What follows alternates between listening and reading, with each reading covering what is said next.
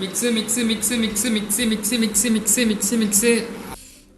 லைஃப்பில் எந்த ஒரு ப்ராப்ளமாக இருந்தாலும் மிக்சிங் கரெக்டாக இருந்தால் லைஃப் நல்லா போகும். நீங்கள் நினைக்கிற மிக்சிங் இல்லை, இது மார்க்கெட்டிங் மிக்ஸ் தான் பார்க்க போகிறோம்.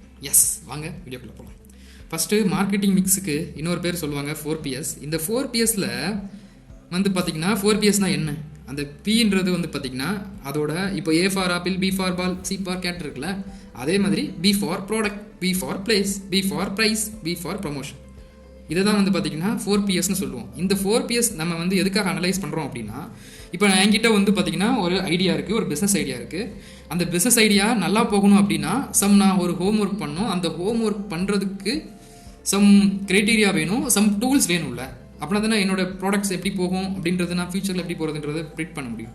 ஸோ அதுக்கு வந்து நான் தயாரிக்காத ஒரு ப்ராடக்ட்டுக்கு நான் வந்து ஒரு அனலைஸ் பண்ண போகிறேன். அந்த அனலைஸ் பண்ணுறதுக்கு ஃபஸ்ட்டு வந்து பார்த்திங்கன்னா product, P for product.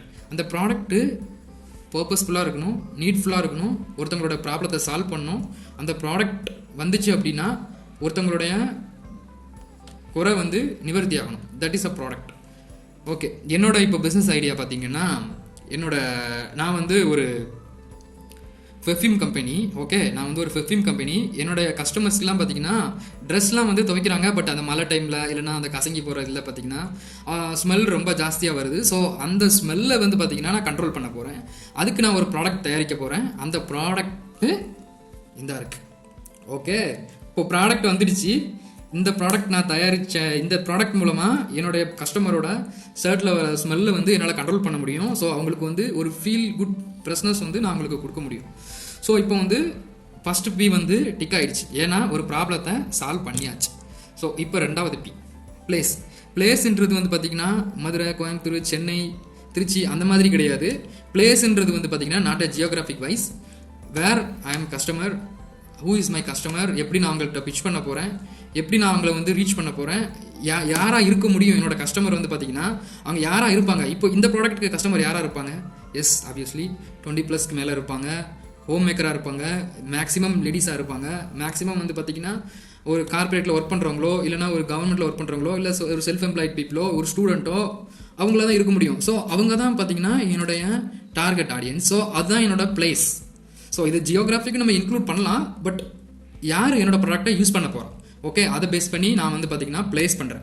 Okay, இப்போ ப்ளேஸ் ரெண்டாவது P டிக்கு. இப்போ மூணாவது ப்ரைஸிங்கில் நான் ப்ரைஸிங்கை ஃபிக்ஸ் பண்ணுற முன்னாடி ஒரு 2-3 ஃபேக்டர்ஸ் நான் வந்து அனலைஸ் பண்ணணும். ஃபஸ்ட்டு என்னுடைய மேனுஃபேக்சரிங் காஸ்ட்.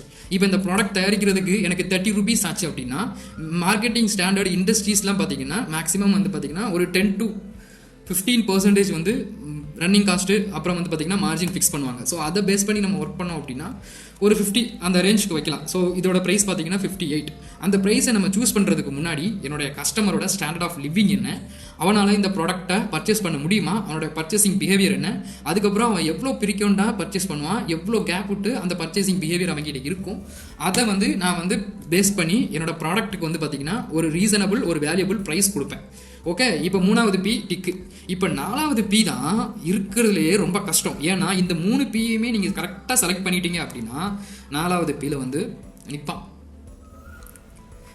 ஏன்னா இந்த நாலாவது P இல்லைன்னா இந்த ப்ராடக்ட்டு தயாரித்து கோடவுனில் அப்படியே இருக்கும், மூவ் ஆகாது.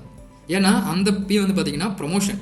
இந்த ப்ராடக்ட் தயாரித்த ப்ராடக்ட்டுக்கு நான் ப்ரொமோட் பண்ண போகிறேன், என்னோட ப்ராடக்டை சேல் பண்ண போகிறேன். அந்த சேல் பண்ணுறதுக்கு சம் ப்ரொமோஷன் மீடியம்ஸ் இருக்குது. லைக் டிஜிட்டல் மீடியா இருக்குது, அதுக்கப்புறம் சோஷியல் மீடியாஸ் பிளாட்ஃபார்ம்ஸ் இருக்குது, டைரக்ட் மார்க்கெட்டிங் இருக்குது. அது போக பார்த்திங்கன்னா டைரக்ட் செல்லிங்குக்கான சூப்பர் மார்க்கெட், ஹைப்பர் மார்க்கெட், அண்ணாச்சி பொட்டி கடை, அதுக்கப்புறம் பார்த்திங்கன்னா டேரெக்டாக வீட்டுக்கே எடுத்துகிட்டு வந்து ப்ரமோட் பண்ணுறவங்க, ஆர்எல்ஸ் வெப்சைட்டில் அவங்களோட வெப்சைட்டில் வந்து ப்ரமோட் பண்ண போகிறோம். ஸோ இந்த மாதிரியான ப்ரொமோஷன்ஸ்லாம் வந்து டிசைட் பண்ணி அதுக்கப்புறம் மேஜராக இப்போ கன்சிடர் பண்ண வேண்டியது என்ன அப்படின்னா நம்மளோட காம்படிட்டர் அனாலிசிஸ்.